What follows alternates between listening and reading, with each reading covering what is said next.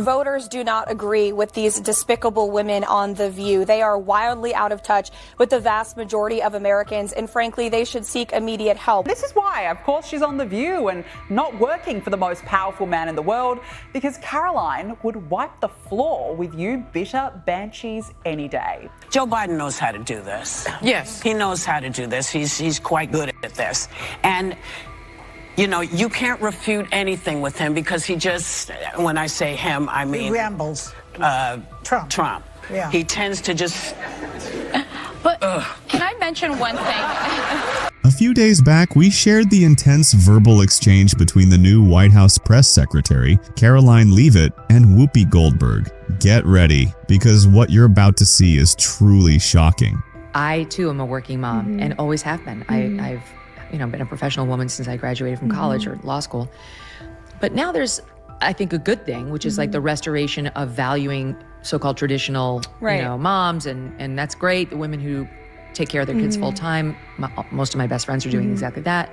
But it seems like in the right, there's like a bit of a shift toward like, you can't do what Karoline's doing. That's actually like an unsafe or a dangerous or a bad choice for families, for children, which I reject wholesale, but you hear it more and more. Yeah. Do you hear that, and what do you think of it? Right from the start, the usual crowd did what they do best, lost their minds and tried to mom shame her. Apparently, if you dare to outsmart Whoopi Goldberg, the so-called Queen of Woke, her loyal followers will swarm like Twitter trolls on a trending topic. And with this crowd, nothing, and I mean nothing, is off limits. Not your argument, not your character, and definitely not your family. So what was their big response after Leavitt completely outmatched Goldberg on live TV? Did they challenge her facts? Question her professionalism? Nope. Instead, they took a trip back to the 1950s and asked, why is a mother of a 7-month-old even working? Yes, the same people who constantly say women can do it all suddenly hit the brakes, deciding that this particular working mom had somehow crossed a line. Apparently, if you make a talk show host look bad, you're supposed to go home, bake cookies, and think about your actions. The hypocrisy is off the charts. Self-awareness, nowhere to be found. I would reject that it's a bad choice. Is it a tough choice? Absolutely. As a mother, you want to be with your child 24/7. You have that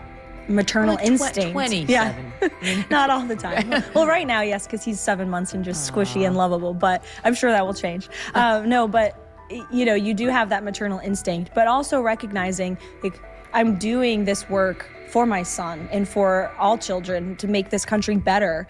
And it's a once-in-a-lifetime opportunity. Yes. It's also it's temporary, right? In 4 years, my son will be 4 years old and the president will no longer be at the White House. And then I'll move on and do something else. But, this chaos of 24/7 work is a temporary matter. And that's what at least I tell myself to get through these very long and hard days. But I would reject that you can't be a good mom and be good at your job. I think you can do both. It's not for everybody. And it takes a lot of work and will and faith and prayer. And it's hard, but it can be done.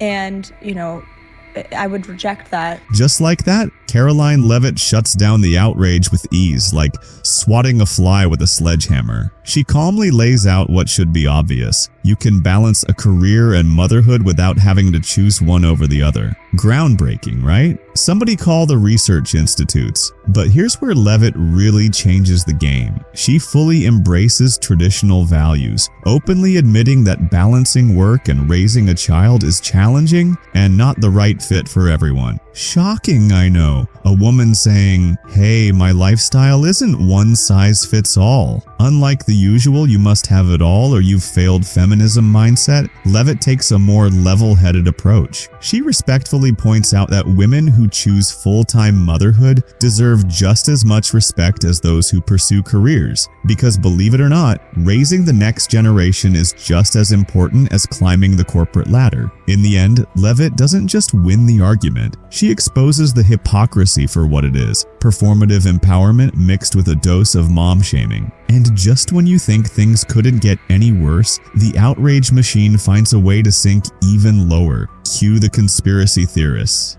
I mean, I gotta ask you, because they said it, are you aware of any plots from Elon Musk to push President Trump down the stairs? Absolutely not. Let me be unequivocally clear about that. And watching this clip, I couldn't help but think how ironic that Whoopi Goldberg and Joy Behar and the rest of the ladies on The View spend their time calling Republicans the conspiracy theorists. But they have been wrong about everything they have said over the last couple of years. They likened President Trump to Hitler.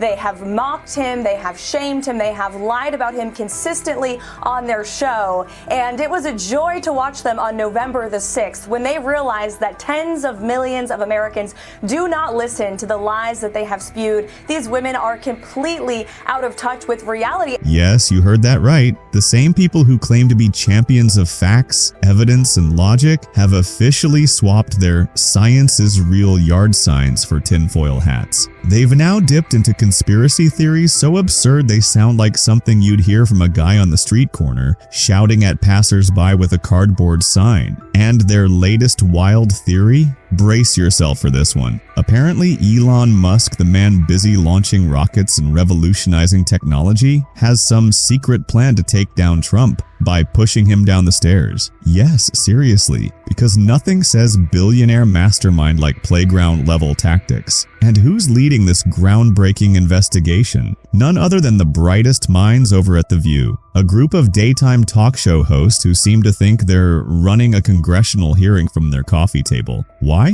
Because Leavitt completely dismantled their leading lady, and now they're out for revenge. And who better to go after than her boss, Donald Trump, and his friend Elon Musk? It's like watching a satire sketch unfold in real time. But Karoline Leavitt wasn't about to let that nonsense go unchecked. She hit back with some sharp words that didn't just expose how ridiculous the claim was, but left the conspiracy theorists scrambling to come up with their next half-baked theory. A lot of women are preparing themselves for the impact of the incoming administration, which has led to this growing mantra from male right-wing incels. Your body, my choice. Say that to my face. Whoopi Goldberg, never one to back down easily, decided to take another shot at Karoline Leavitt, but of course not directly. Even she knows that taking Leavitt head-on would be a disaster. So instead of addressing her outright, Goldberg went after Trump instead. And that's when she did the unthinkable. Right there on national television, she actually spat after saying Trump's name, like some cartoon villain tasting defeat. Classy, right? Because nothing says thoughtful debate like spitting on cue. Leavitt wasn't about to let that slide. She clapped back with sharp precision and undeniable force, calling out the absurdity of it all. "This is what debate has come to now?" she scoffed. "When you can't argue with facts, you resort to playground antics? Imagine being so rattled by someone's name that you start spitting like a toddler refusing to eat broccoli. It's beyond embarrassing." No wonder daytime TV ratings are tanking. And she didn't stop there. Leavitt called out the hypocrisy loud and clear. These are the same people who constantly preach about civility and respect, yet here they are, turning a national broadcast into some slapstick comedy routine. By the time Leavitt was done, Goldberg's so-called bold statement looked less like defiance and more like sheer desperation.